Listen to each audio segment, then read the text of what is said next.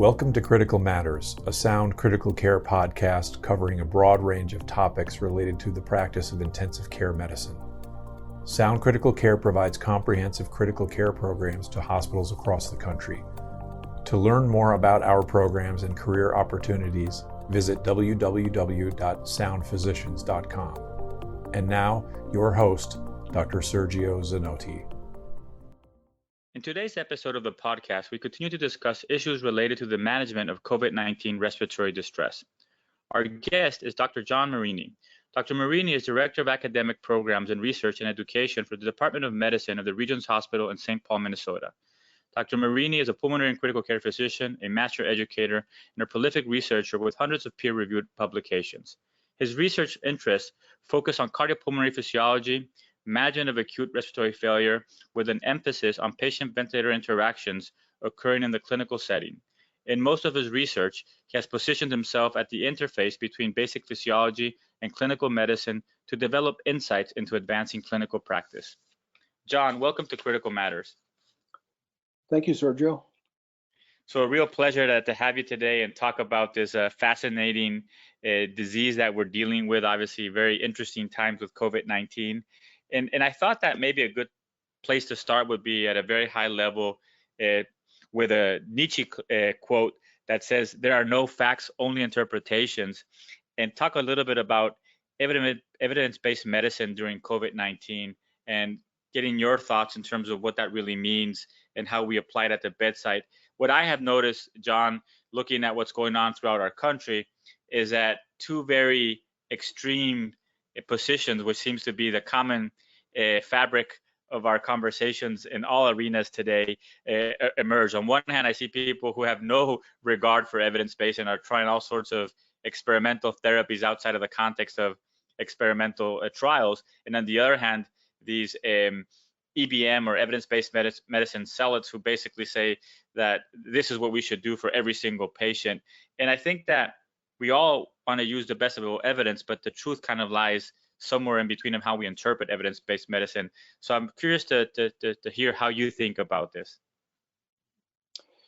Sergio, as you might understand, I think that the idea of basing our practice on evidence is uncontestable. We should be basing it on evidence, but the evidence ranges from the laboratory through personal experience to population-based data.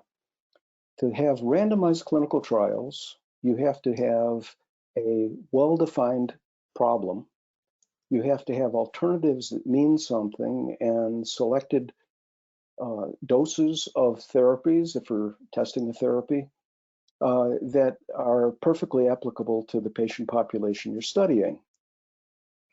Unfortunately, and I have put this in paper and I've said it many times in conferences, what we're doing is we're taking population-based information and trying to apply it to all of our patients. And that simply does not work, especially when we're dealing with something like COVID-19, which is a brand new confrontation to our practice. We don't know very much about it.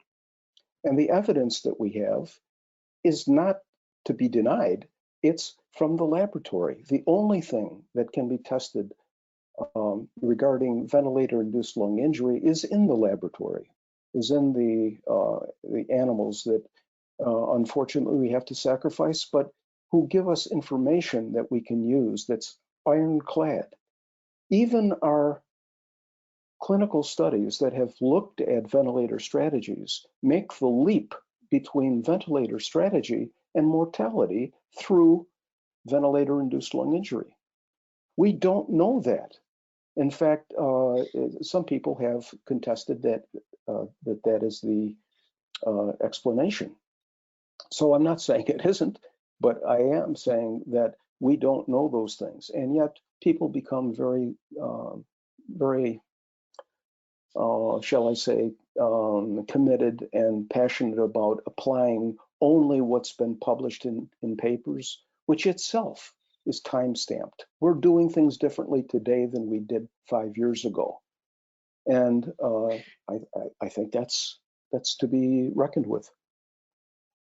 Absolutely. And I think that, like you said, I mean, at the end of the day, we're all trying to do what's best for the individual patient in front of us.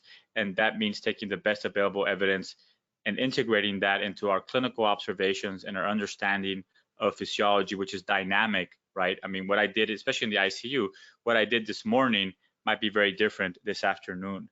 But I did want to, before we dive into COVID-19 specifically, talk a little bit about what you, in very broad strokes, John, what you would say is the best evidence we have right now regarding the management of ARDS, regarding avoiding further lung injury with a ventilator, and what most people call as lung protective ventilation. I know that you have written and thought and researched this for a whole career, and I will link a lot of your recent papers to the show notes so people can take a deeper dive. But just if you could give us like a kind of a ARDS current evidence 101 in terms of how you look at this in very broad, from a very broad perspective.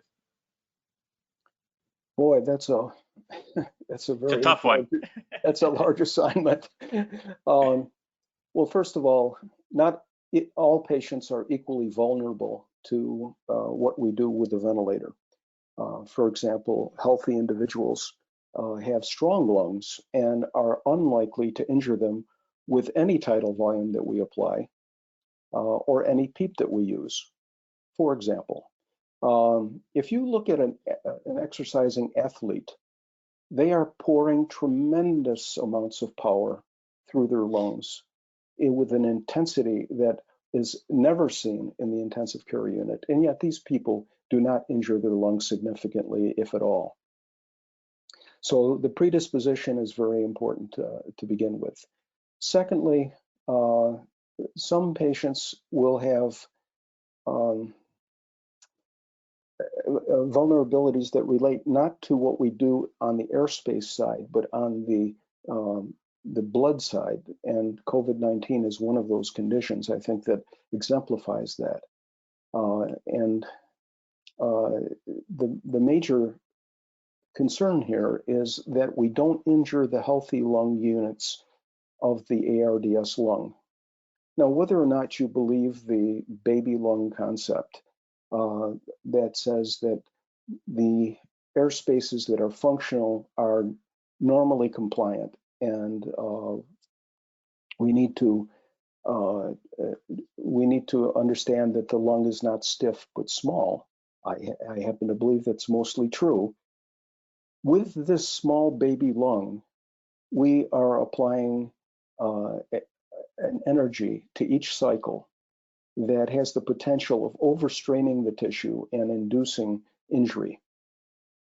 If we continue to do that at a rapid clip, faster than the lung can adapt to it, then we will eventually start breaking lung units, reducing the size of the baby lung, and concentrating the power. Why do we concentrate the power? We concentrate it because we're asking it to do the ventilation work with a small lung that a healthy person does with two large lungs. So the power applied per unit at the microscopic level is very high. And we continue to break that lung unit, and the others are loaded with the energy and force and power to an increased degree. And so they become even more susceptible. And I've talked about this in terms of the shrinking baby lung. The baby lung is not a static situation that's going to progressively get better, but it often gets worse with our treatments, even if we don't change the treatment. So what I'm trying to say is that ventilator-induced lung injury, in the expanded, newer view, pays attention not only to excessive strain per cycle, which in a rough sense correlates with the pressures that we apply, but also to the minute ventilation that's required and the size and capacity of the baby lung to which it's applied. That's what we have to understand as clinicians, not that we use X tidal volume or limit the pressure to this. that limiting the pressure is an important piece of it, but it's not the entire story. And when you think at the microscopic level and you think of what you're actually dealing with, then you have a lot of things to consider. And the main principles are to minimize the demand for ventilation and blood flow through that lung by reducing the metabolic requirements, the vigor of breathing, the transpulmonary forces, and distributing forces in a more equal way by prone positioning the most severely ill patients and using everything that we have to reduce the power that's required. Obviously, we have to give power that's required to ventilate and oxygenate, yes. We have to use the PEEP that's necessary to open the baby lung to its full capacity, but not overstretch it. And if we do those things, we have our best chance, and we're not going to save everybody.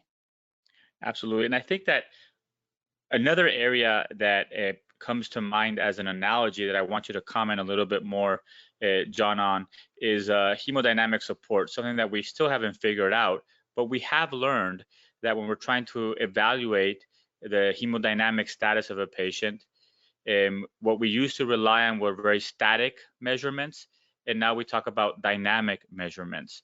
And I think that my sense is that as we talk about ventilator-induced lung injury and the shrinking baby lung, that by itself is a very dynamic process, but also that we have hanged our hat, or many have hanged their hat, on static measurements, and that might not tell the whole story. Could you comment further on that? Yes, I think I can. There are several aspects to the question, Sergio. Going back 20 years, John Hotchkiss, Ellen Brocard, Avi Nahum, myself, in our laboratories found that the vascular gradient, the precapillary to postcapillary gradient that we could control, was extremely influential as to the manifestations of VILI in terms of rupture of the delicate membrane, etc., and the rate of weight gain in our experimental animals. And we became very convinced that it's the gradient, precapillary to postcapillary pressure, that is correlating with flow through the alveolus that accentuates the expression of ventilator-induced lung injury. We published a number of papers back then. We showed splits in the alveolar capillary membrane, actual physical ruptures, not only in animals, of course, but in a patient that we published in critical care medicine. This was put on the shelf, basically. Many people didn't pay much attention to it. But the implications are that anything that increases the gradient of vascular pressure across the alveolus, which includes the shrinking baby lung, so you have fewer channels for which the blood can flow, and the height of the cardiac output demand, which is linked to oxygen consumption and ventilatory demand. So it's all sort of tied together. You've got the ventilatory demand and power and duration, that's critical. And on the vascular side, you have the size of the baby lung, meaning that there are fewer capillary channels through which the blood must flow, and the gradient of pressure is increased by any increase in cardiac output. That gives us an implication for what we need to do at the bedside. Reduce ventilator demand, ventilatory demand, reduce the need for cardiac output, because it's a two-hinged problem.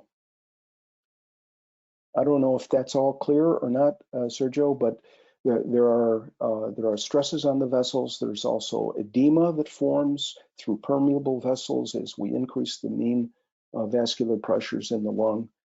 And again, we can do that by elevating the gradient of vascular pressure with a higher cardiac output.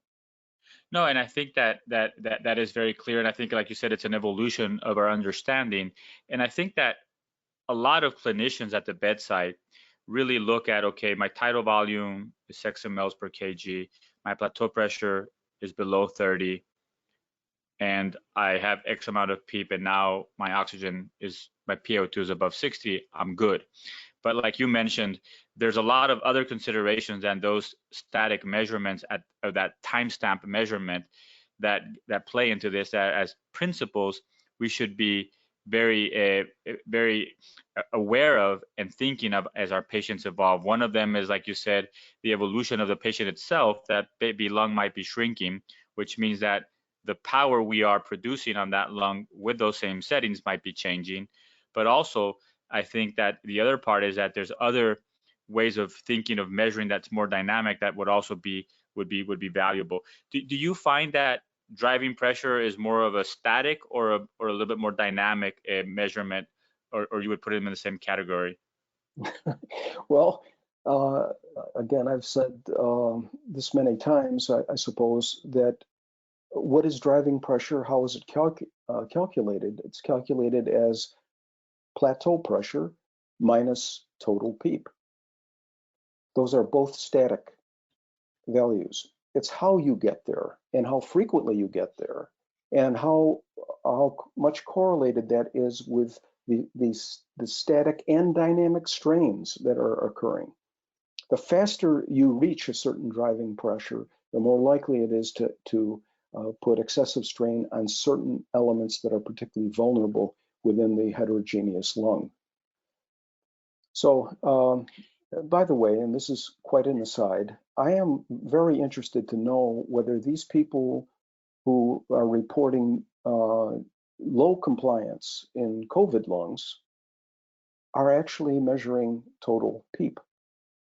Because at high minute ventilations, you almost invariably have an auto PEEP component stacked onto your set PEEP. And some of the papers I've looked at are electronic medical record based, meaning that the therapist is likely to have put in the set PEEP, not the measured total PEEP. And when you do that, you assume that the driving pressure is actually much higher than it really is. So that's just an aside, but I think it's an open question at the moment. And I think it's an important one, right? Because I think that if we measure things, but we measure them in ways that are not fully accounted for, we are talking about different situations. And I think that are we measuring compliance or not is an important question, because people are arguing about this a lot still, which I think that's a great point. But in terms of moving forward and diving a little bit deeper into, and I think that before we go into COVID, actually, John, two things that you have mentioned that I think are worth reiterating and reemphasizing, because I think it's not something that most clinicians at the bedside incorporate into their thought process of avoiding ventilator-induced lung injury, and that is, it's not only the power of one breath cycle that you are delivering to the lung and how that's distributed along the baby lung, but also the impact that flow and frequency have on that situation, which I think is something that most people, when they talk about lung protective ventilation, don't really even mention. Could you tell us a little bit more about flow and the frequency and how that impacts the overall power and the potential damage? Sure. The lung is not a solid structure. It is a flexible structure that has what are called viscoelastic properties. And the faster you pull one area that can move away from another one that moves less well or is static, the greater is the stress focusing at their junction. And all of these junctions are very vulnerable. So the idea of slowing frequency probably is more complicated than I'm making out here, but think of it as an accommodation, a stress distribution problem, where the less time you give for adaptation, the more likely it is that you're going to develop an excessive strain. Now, when you take a heterogeneous lung and start breaking the most vulnerable pieces. As I mentioned before, you load the ones that are still left. And the ones that are still left are now at a higher risk for breaking. They're stronger than the one that just broke, but not perfectly rigid themselves. And so you get a second cycle, a third cycle, and many cycles that break off the vulnerable pieces and concentrate more power on the ones that are left. So that's the short answer here. The other piece that we haven't talked about is duration. I mean, you can talk about power, which is energy per minute, but how long do you persist with that? And in fact, with with COVID-19, people are talking about very slow resolution of the viral pneumonia and what we call ARDS, and therefore there's even more likelihood that such principles apply. Now, I'll stop after this, but remember that driving pressure in almost all ICUs is measured from an airway pressure which distends the lung and the chest wall under passive conditions. So that when people start to talk crazily about, I say it's crazy, maybe they don't, 21 is a safe driving pressure. Well, it might be, but if you're a very obese individual, for example, you have collapsed areas in juxtaposition to open areas and have a lot of vulnerability of those marginal units to be overstrained by virtually any driving pressure that's applied. And a driving pressure of 21 in an obese individual may correspond to a driving pressure of 10 in one with a flexible chest wall. And we've studied this, so we have papers in press that show that massively obese patients have very high driving pressures based on airway pressures alone. And in terms of another question with driving pressure before we go into COVID, if you are looking at a driving pressure and you're trying to get it to what's considered maybe a safe range, and a lot of people are, like you said, I mean, talk about 21, other people talk about 15 or below, but again, it depends on the individual patient. But it makes a lot more sense from my perspective, and I wanted to hear what your thoughts are, is to use your tidal volume to titrate that, as opposed to people playing with the PEEP and other settings. Is that the way you think about it, John? Or well, the missing piece here, Sergio, is the compliance. So if the compliance stays static, yes, the tidal volume does correlate with driving pressure. But if the compliance is variable, because, for example, you're collapsing lung tissue, or because of the PEEP that you apply is overstraining the lung, then your assumptions may be invalidated. I think it's fair to say that if you can use a lower driving pressure and achieve your clinical objectives, that's a good thing in any individual. Now, I said 21 before is safe. No, I didn't mean 21 is safe. I was actually thinking of plateau pressure, by the way. And most people think 15 is, as you mentioned, is the upper limit. And they've even encoded this into protocols. That's fine as a guideline, but for some patients, that's not going to be correct. And certainly not if they're simultaneously trying to trigger the ventilator. Absolutely. So let's move into a little bit more about COVID-19 specifically, and then what I really want to focus on is how you would take these principles, what we know about COVID, and apply it at the bedside. And I know that there's a term that you've coined that I really find very useful as a framework, which is avoiding the VILI vortex. And I think it's very applicable to how we think about these COVID patients, especially since over a short period of time, people have kind of moved from one extreme to the other in how they're managing these patients.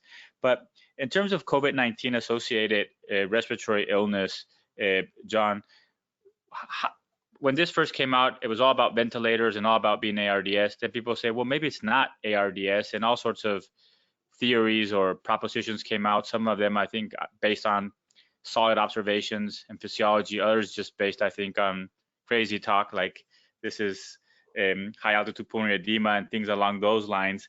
But what's similar about COVID-19 with what we usually see in ARDS, and what's different? How do you see where we are today?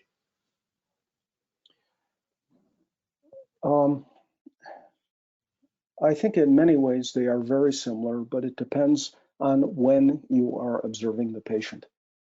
The big difference with COVID-19, pathologically, it's being attacked from the vascular side to a degree which we don't usually see. And the other thing is that an expression of that is severe hypoxemia that does not correlate with the amount of gas in the lung. The amount of gas in the lung initially is quite good. The patients do not have distress necessarily. It's not ARDS. They don't have distress. They're aware of labored breathing, but not difficult breathing. And I make that distinction as I make the correlation with an exercising patient or an exercising individual. At the end of a vigorous exercise, we breathe in a labored fashion, but each breath is reasonably easy to pull, and we don't have a lot of dyspnea. Later on, we have in COVID-19, we have a much more typical ARDS picture.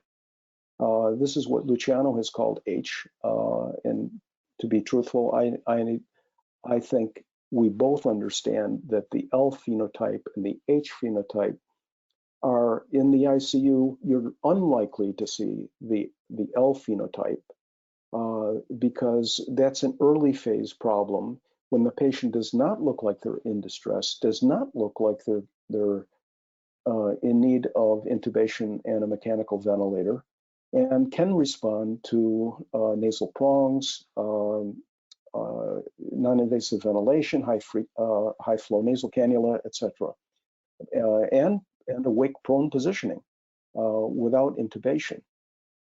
Those things all seem to work reasonably well, and oxygenation is not often a major problem.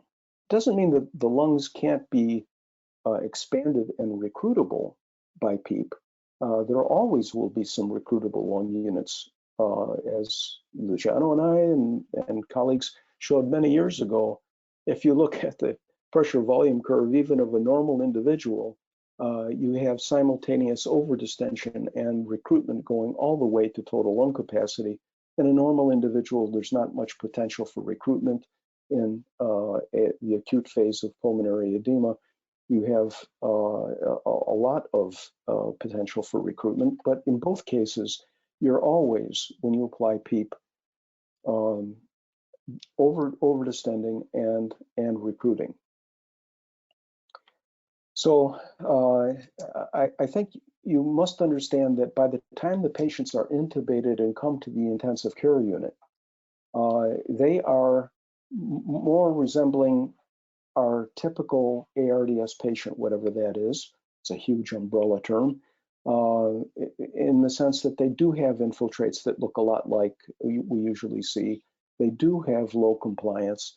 Part of that is self-induced lung injury from laboring to breathe under the influence of hypoxemia and advancing viral illness. And some of it may be our own doing with non-invasive ventilation and CPAP levels that are higher than they really should be.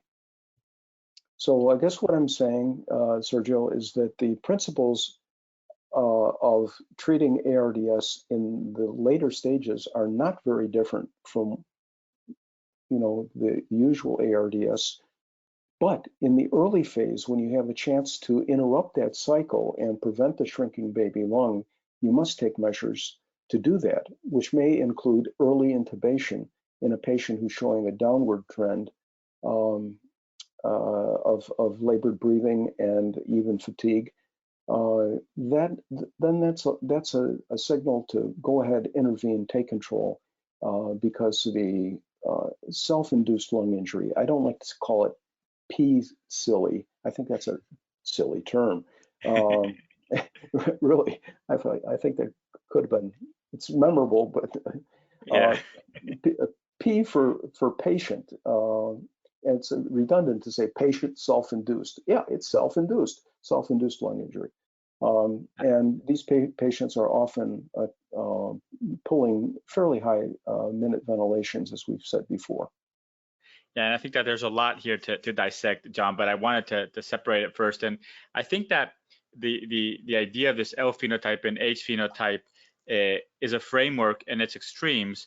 But the reality is, whenever we have frameworks and extremes, it's the middle messy that's complicated, right? And I think that's sometimes what people believe, that it's either one or the other, and it's more likely a progression. And like you said, the series that have been published so far of ICU patients, like the one out of Boston, really are probably patients that fit what we consider to be this H phenotype.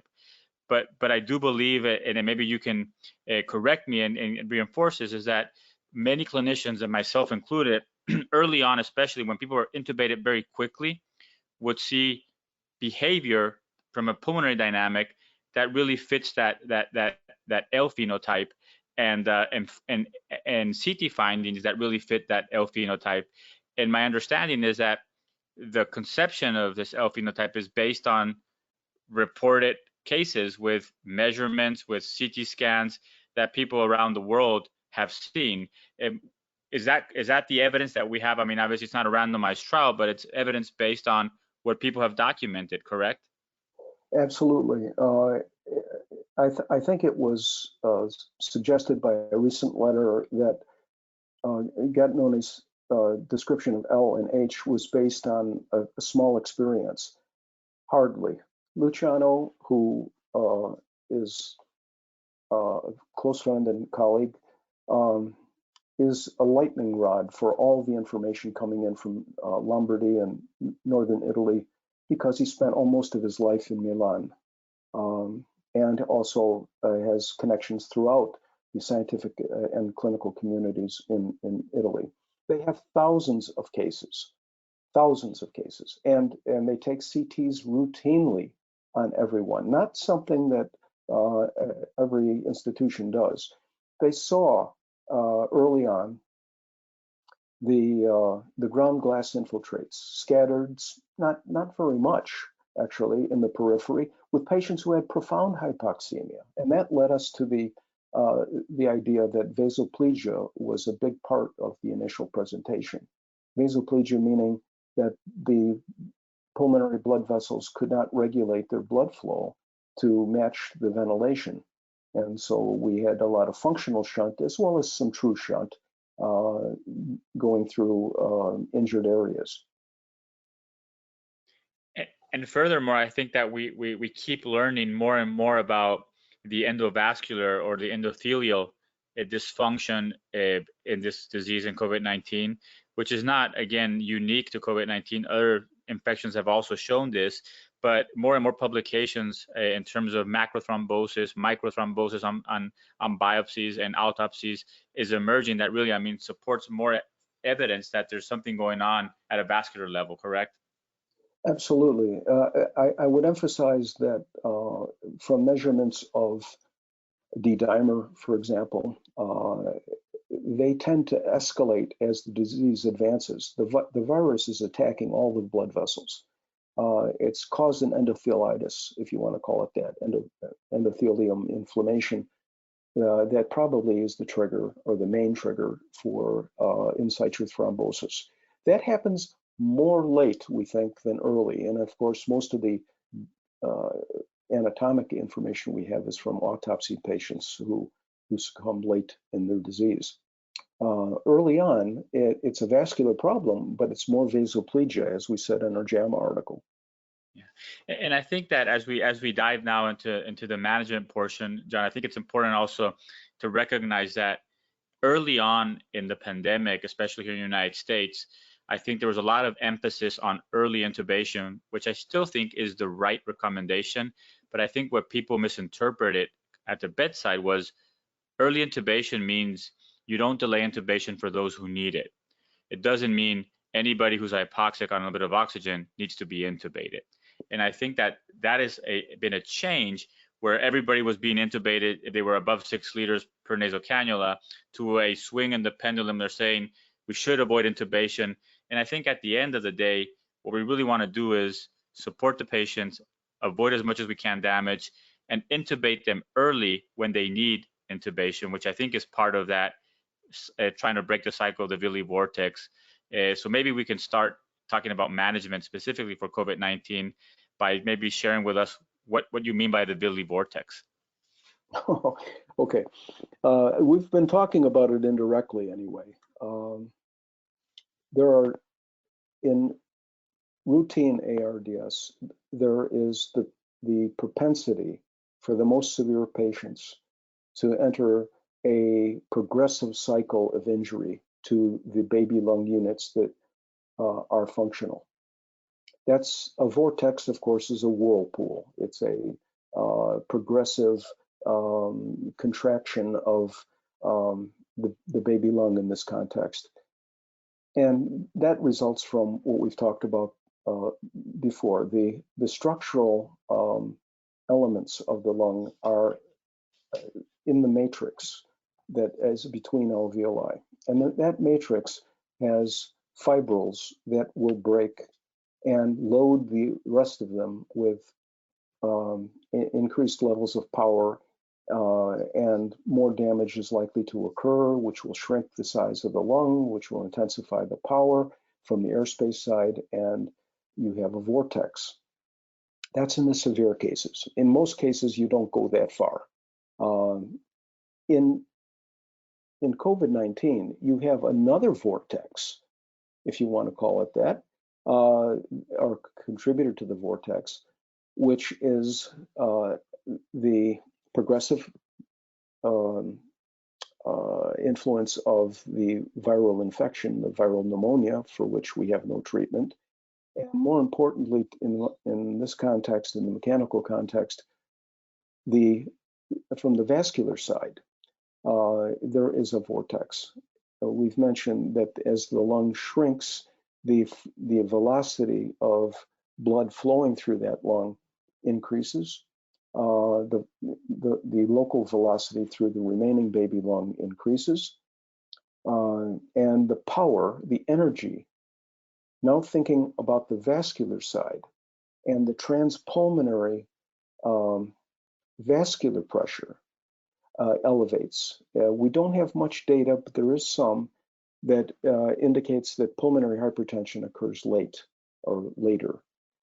So you have something working from the vascular side as well. As the baby lung shrinks, the power that's applied from the vascular side increases, the velocities increase, the potential damage from the vascular side increases. That's the concept of the VILI vortex, and we need to keep that in mind to interrupt it so that we don't wind up with a patient who is flattened by these two severe processes. And we need to be very cautious about making sudden changes just because we think the patient is getting better. You make sudden changes of a large magnitude and you're likely to precipitate another vortex cycle and take you right back to where you were.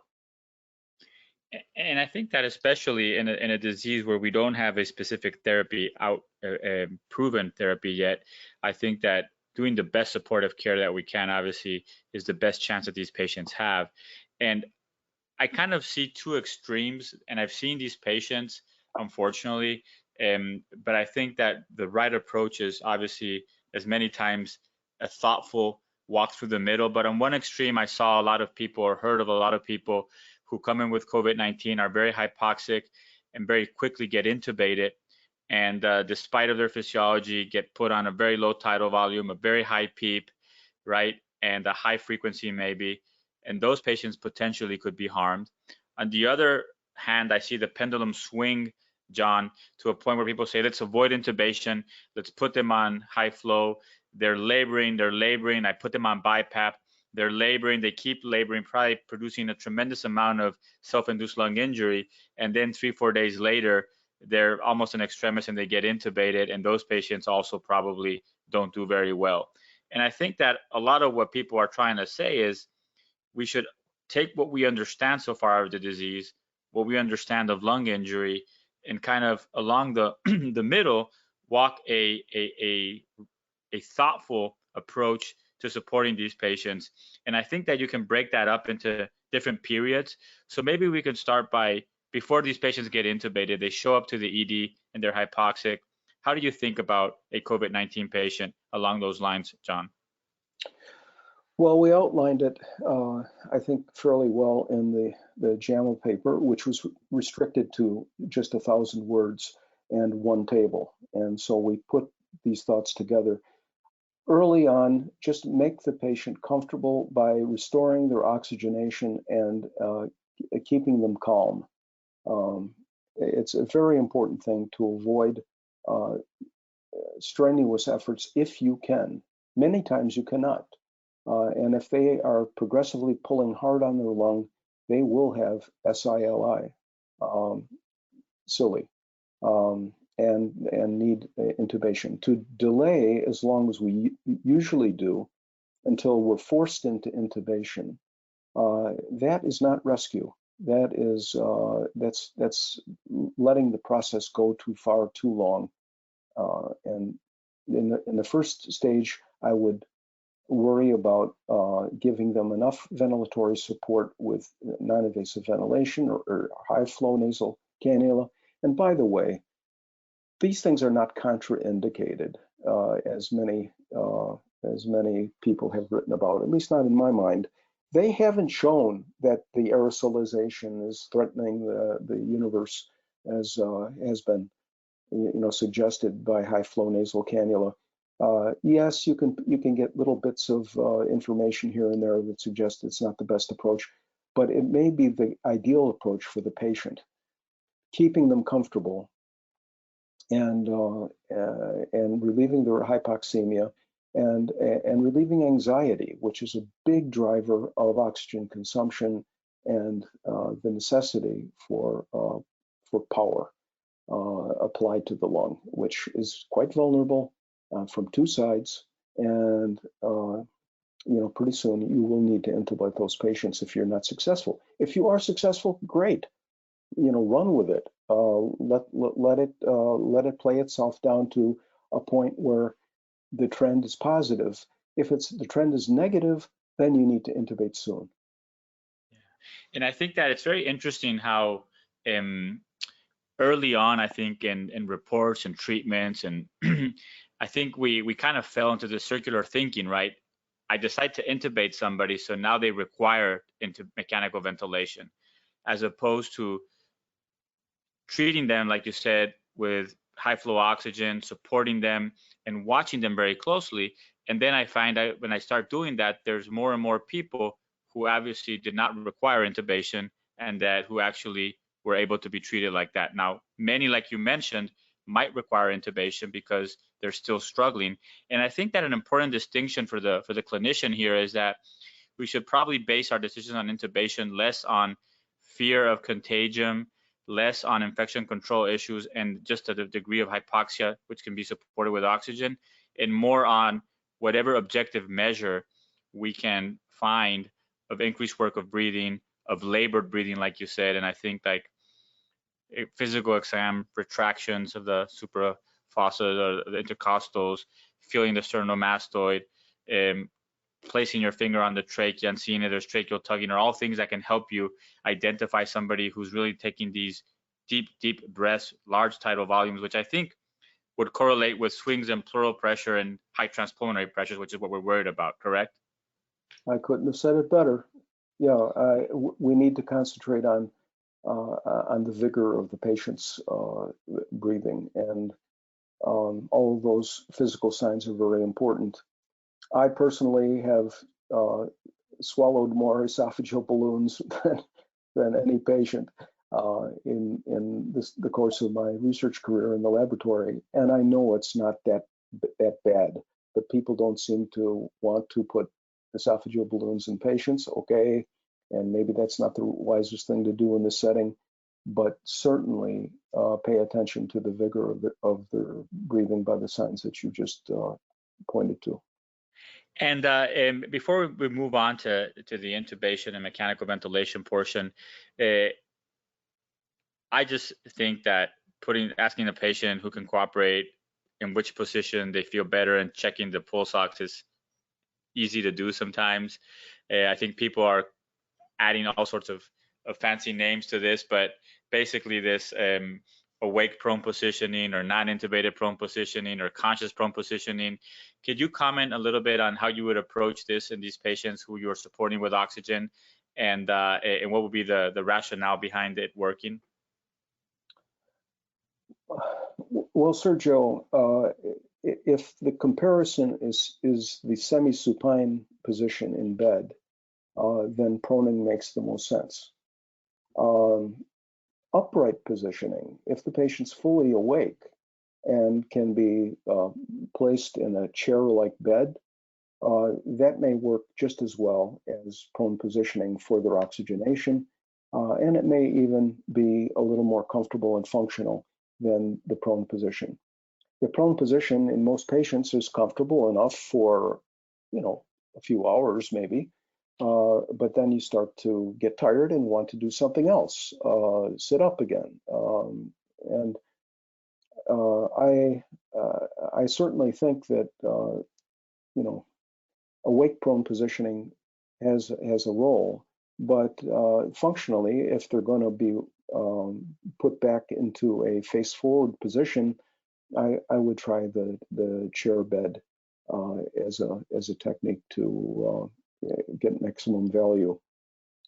The idea of prone positioning is several. In previous work, it's been looked at, and FRC and the number of recruited units really doesn't change all that much. It does change the distribution of what's recruited, and the recruited areas tend to match up well with the perfused units in the normal setting. In COVID, there's no guarantee that that's the mechanism. In fact, I'm quite sure that Luciano does not think it's the mechanism from studies that have been done with the synchrotron and other fancy techniques. It looks as if the prone positioning changes the perfusion distribution, which makes some sense when you think of the vasoplegia part of it. But I'm digressing here. The prone positioning distributes stresses in a little more even fashion than the supine position does, even the semi-supine position that we use clinically. It's a more of a balance. If the strains are at the margin, then proning makes some sense to distribute the strains better, and the shifted perfusion actually helps the oxygenation as well. So I think that a key learning point that I think has changed over the last several weeks is that from intubating everybody, now we recognize that there's a group of patients who probably can be supported without intubation. But the key here is that we should really target adequate gas exchange. We should target non-vigorous breathing, and be very conscious that those patients with vigorous breathing are probably the candidates who would benefit the most probably from early intubation, and not delay intubation in those patients. So once they get intubated and placed on mechanical ventilation, I have also found, John, that some patients without a lot of infiltrates might have very low plateau pressures and may not need a 4 ml per kg at the get-go. Could you talk about how you would approach, once they're intubated, how you think about providing lung protective ventilation and continue to try to interrupt that VILI vortex? Well, as we said before, the lungs vary in terms of their vulnerability. And I think if you have a choice between using 6 or 8, and the patient is awake and tolerates both, use 6. If they're awake and they prefer 8, then use 8. By the way, minute ventilation, as it increases in exercise, tidal volume goes up with minute ventilation. To talk about, constraining a tidal volume, I'm not talking about the pressures associated, but to talk about constraining a tidal volume to a value without considering what the minute ventilation is asking for trouble. You need to assure at all times that the patient is comfortable and that your gas exchange goals are being met. And that may be your best guide as to what tidal volume to use in the early phase. Now, it's not that you don't monitor plateau pressure. You want to keep that as low as possible in the passive individual. In the patient who's vigorously breathing, the plateau pressure only tells you the lower end of what's being applied. So obviously, you want to you want not to overstrain the lung, and that means keeping the patient comfortable and applying a plateau pressure and a plateau pressure that's within what you think are acceptable limits. But nobody knows in COVID-19 whether a driving pressure of 15 and a plateau pressure of 21 is safe, even if under passive conditions. We simply don't know that. It may be more safe than 25, but it's not necessarily perfectly safe. Fair enough. And 2 more questions in terms of this early phase. I think that one of the comments I would hear very frequently from friends in different states as they were having more cases, and obviously this was very heterogeneous in terms of the spread around the country, but people would say, oh, I use a lot, they respond great to PEEP, I'm using a lot of PEEP. And then I would hear some people say that, well, I mean, I just got into trouble hemodynamically early on. But how would you apply? I think that people confuse also with PEEP, and I know a theme in your thought process has always been that more is not necessarily better, that sometimes less is more. And I think that if 10 of PEEP is good, 20 is not twice as good sometimes, right? So early on, how would you think about PEEP? The least amount of PEEP that gives you what you need, is that the way you think about it? That's the way I think about it. And because the lungs are often, to some degree, recruitable, I am a fan of a decremental approach to setting PEEP. As is shown with prone positioning in COVID-19, when you return the patient to the supine position, usually their compliance is somewhat better and their oxygenation is somewhat better. There has been some recruitment that has occurred. Lung units that were collapsed are now open. That's a little unusual for ARDS, but it can happen. So what that tells me is a sign that the lung may need to be opened in collapsed areas, but you want to use the least PEEP that keeps the lung open, and not use more than usually about 8 centimeters. Even 10 centimeters is okay, I suppose, of positive end expiratory pressure. Even advocates of the open lung approach, which include folks who push very high PEEP levels, might agree that these patients have a lot of functional dead space. The more PEEP you apply, the more blood flow you redirect, and the less efficient ventilation becomes. Ventilation is not really a major trouble in these patients, but they do have a large dead space, and expanding the PEEP increases the power, increases the stretch, and redirects the blood flow. And since everybody's targeted on oxygenation and oxygen delivery, you may oxygenate better with higher PEEP, but also limit the cardiac output, which is in many cases not measured.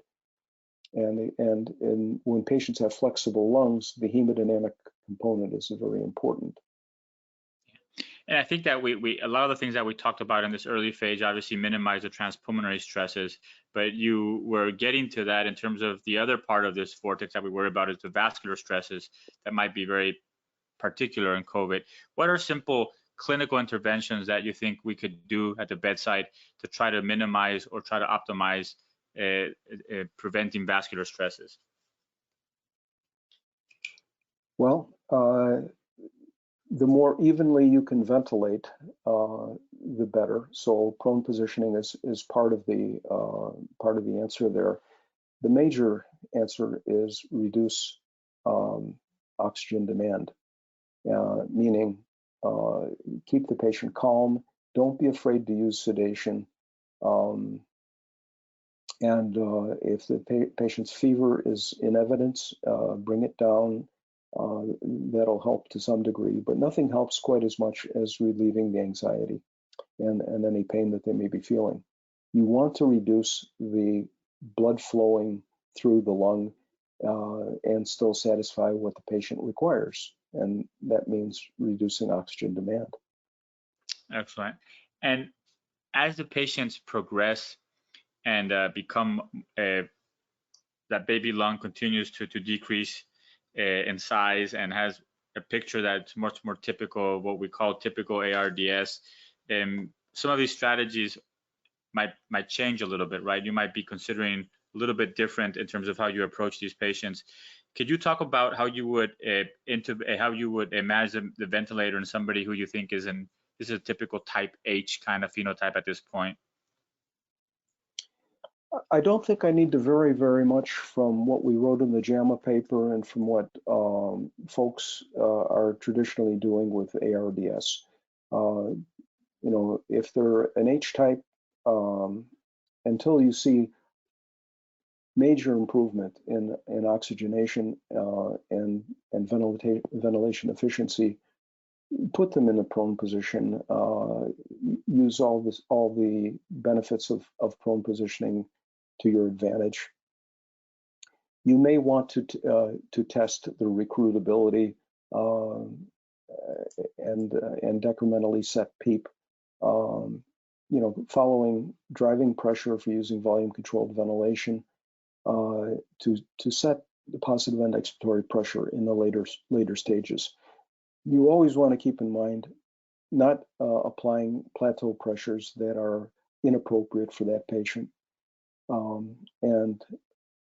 Of course, we want to minimize the ventilation frequency and allow permissive hypercapnia if the patient will tolerate it.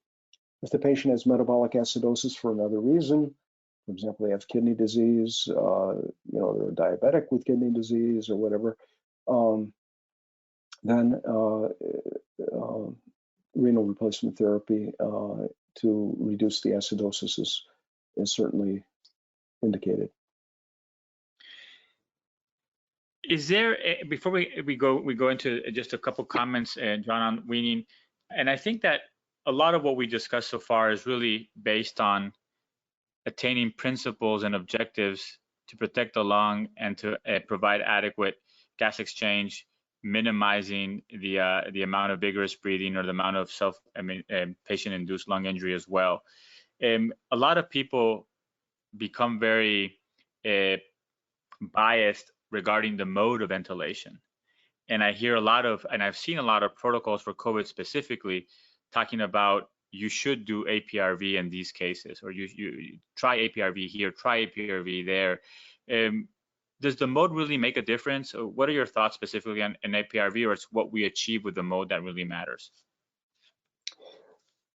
Sergio, some institutions are very adept at using APRV and using the minimal plateau pressure with APRV, letting the patient set the breathing rhythm, etc.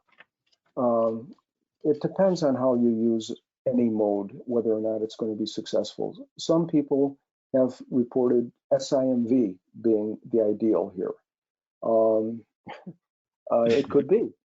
Yeah, I mean, it's almost laughable that somebody's, you know, reinventing the wheel, but it's true that in some cases you escape some of the gas trapping that you get with assist-controlled ventilation by using SIMV.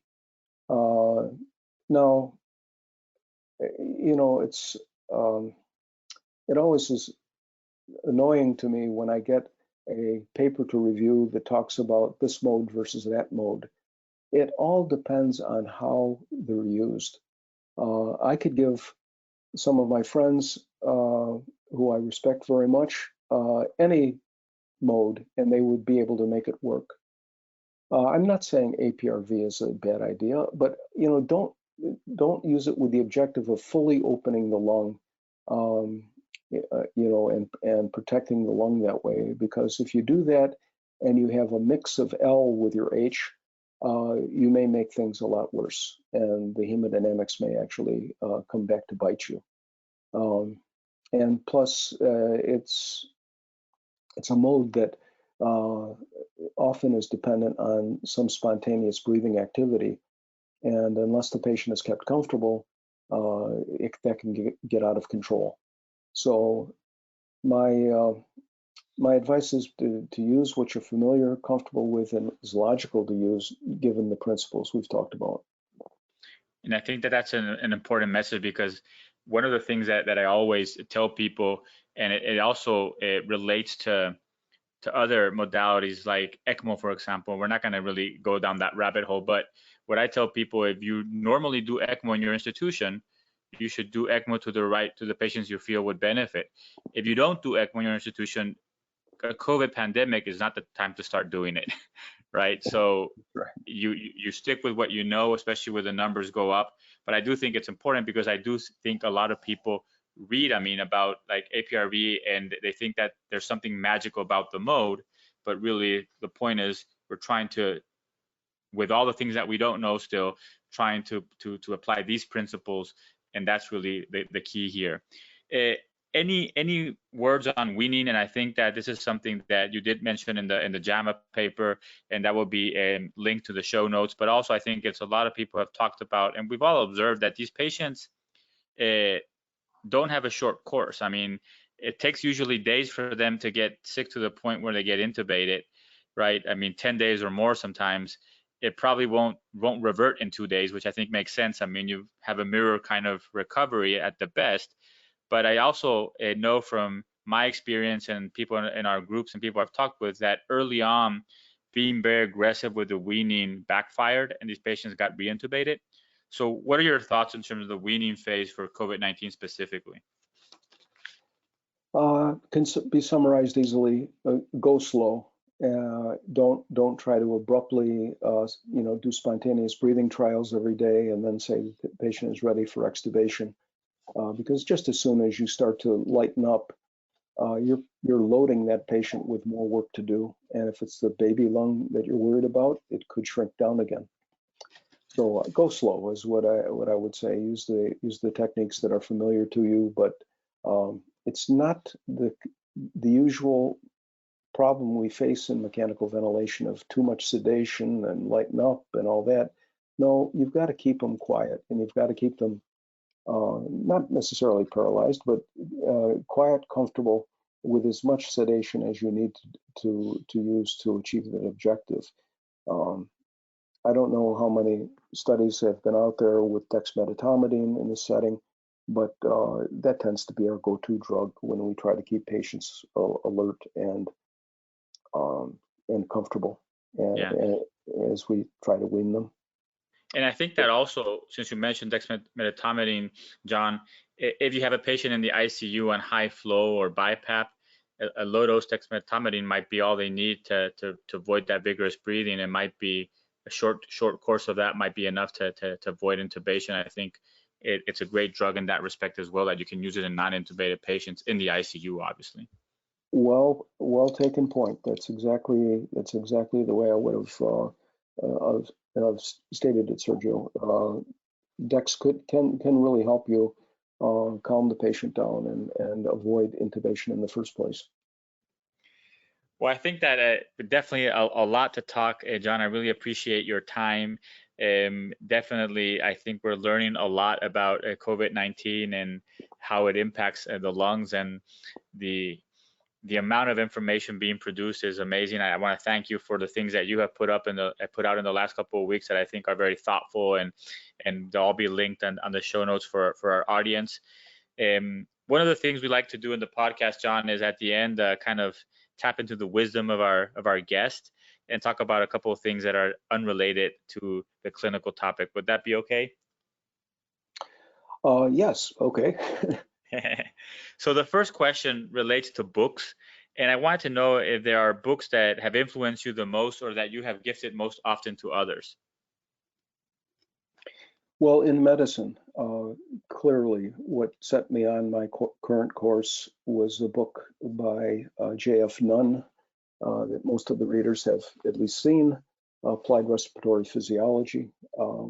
He pulled together an incredible amount of detailed information that made it logical what we do. So Applied Respiratory Physiology, I think it's probably in its 6th or 7th edition now.